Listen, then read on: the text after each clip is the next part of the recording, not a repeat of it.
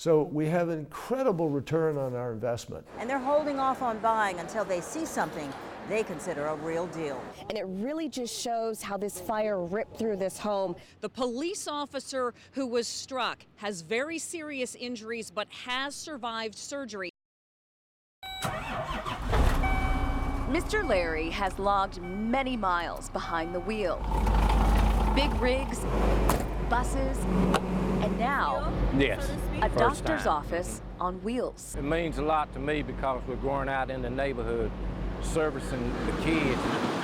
Children's National Health System's mobile health programs bring medical care directly to children and young adults in D.C.'s most challenged neighborhoods.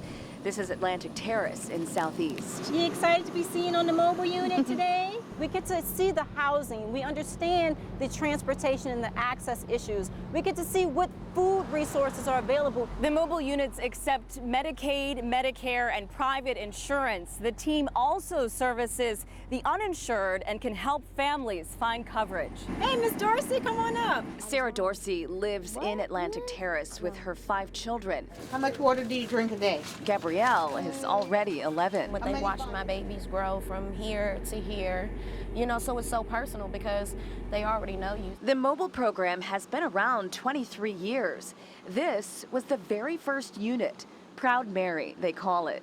It doesn't make rounds anymore. It's a relic these days, a reminder of the many miles, many lives cared for by the team. I tell everybody I got about 100 kids, don't none of them belong to me. She's cooperating nicely. Desmond is here for his 6-month checkup. He did good until the shots came, but he's good. It's very powerful to be able to be out in the community, in the neighborhoods, providing services in the right place at the right time. So good to see you. Dr. White's hope is that one day there won't be a need for mobile health. Until then, they keep driving forward. In the district, Kristen Wright, News 4. There's a certain cadence and rhythm that we keep to everything. Fall out! From the rifle manual to the way that we walk and the way that we move. The process to become a sentinel at the Tomb of the Unknown Soldier, first you have to be a part of the 3rd Infantry Regiment. So we're a duty station just like any other duty station in the Army. There are certain requirements, there are some height requirements, certain scores that need to be met. The first portion of training is a little bit like a tryout to see if you're going to be trainable. Need to be tucked.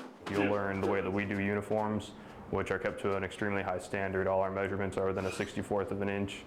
There's no extra lint on our uniforms. We burn off any loose hairs. Most of the items that are worn on our uniforms are handmade, so they'll learn how to craft the medals that we wear, the unit citations, the buff strap, how to sand and shine shoes. I am Sergeant Kemper of the 3rd Infantry Regiment, United States Army. Guard of Honor 2 of the Unknown Soldier. The ceremony that you are about to witness is the changing of the guard. Guards, halt! It was emotional, I think, and I noticed all the kids feeling very heartfelt and respectful. There's a lot of people out there protecting us on the outside world, and we may never be able to see them again. Even if they're dead or even if they're still alive, we know that they defend us no matter what. We all know what it is that we're doing out there, what we're trying to honor. And the reason that we ask for silence and respect out of everyone else, either during the guard change, during the walk, or during a wreath-laying ceremony, is just so that way people are here for the right reasons. We're not here as a part of a show to the world or anything like that. What we do outside, we don't do it for the public, we do it only for the unknowns.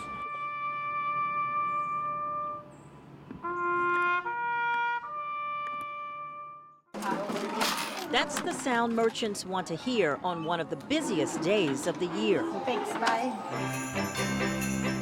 In a mall all decked out with cheer, with crowds looking for the deepest discounts in gear. Headphones, we're probably gonna get like some electronics, like maybe a tablet or something like that.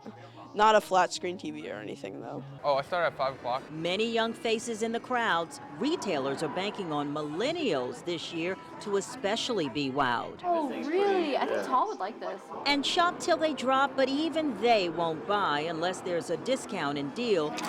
With or without their parents, some going store to store in their PJs looking for a steal. I just bought these pajama pants. And she bought some jeans to wear at school. Yeah, it was 40% off. Brookstone has 50% off signs all over the store. Customers are buying, but say the biggest savings are not in brick and mortar anymore. Probably not, because online you can get like a lot better deals without having to leave your house at like 5 a.m. But it's fun to go out. What are you shopping for today? But the manager says he has something here shoppers online won't find any time of the year. Online is cheaper, but here you get good customer service, and you know that the product will work. We are remembering battles that extend beyond the storm. For many in New Orleans who stayed behind, the danger didn't end when the water stopped rising. A lot of police fled, fearing for their own safety in the chaos that happened after the storm. News 4's Chris Lawrence was there and joins us in New Orleans with a look at those who defended their post. Hi, Chris. Yeah, Doreen, I mean, when I met these guys, we were living on the street. They were scrounging for food at a local convenience store with no communication with their higher-ups or the mayor's office. And to make matters worse, some officers just said to heck with it and left town. We was always here. The anniversary is bringing it all back for these officers. We pretty much worked around the clock with no sleep or very little. I can vouch for that because I spent the night with them. You was on the rooftop with us. A lot of us was on the roof sleeping on the rocks just to get fresh air. The 1st District was overwhelmed and undermanned. We had a lot of officers that were stuck in their homes, had to pretty much go on their roofs for rescue. Frank Robertson was a young rookie when I met him, and he erupted on the cops who abandoned their posts and left town. For all you cowards that's supposed to wear the badge, can you truly wear the badge like our motto say? Evidently you can. Hearing now what you said then, you stand by it? Absolutely. And I meant it, and I stand by it even to this day. He says the cops that ran let everyone down. Not only leave your brothers and sisters, but these poor people that was depending on us, that was coming here to this station for us for help. As if that wasn't enough, people started shooting at the police station. We were just talking to one of the officers, and just like that, you heard a gunshot. I remember being on that roof. Pow, pow, pow, pow, pow. Mm-hmm.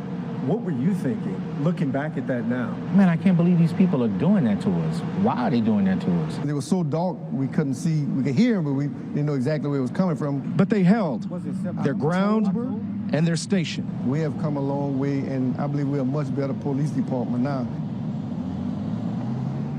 Yeah, and they're a smaller one, fewer officers, but they got better technology. So if something like that were to happen today, they think they'd be able to communicate with other districts, even the federal government, to get help in a lot faster. Doreen? Wow, Chris, so interesting to hear the perspective from both the officers and from you from 10 years ago and today. Anything else stand out for those guys today? There was just the emotion. I mean, you know, Doreen, I mean, police officers are pretty cool customers. They don't show a lot of emotion. You don't hear officers talking like that. I've never had before. There was this one officer who ran up to us who said, I just got to tell my wife I love her. And he said her name, Rachel Weatherly. I mean, he was crying. And he said, I just got to tell her I love her. He was clearly distraught. And a lot of these guys were very worried about their own families while they were trying to protect the city as best they could. And a lot of those powerful emotions still feel very fresh even 10 years later. Chris Lawrence, thank you. You've done a great job down there for us.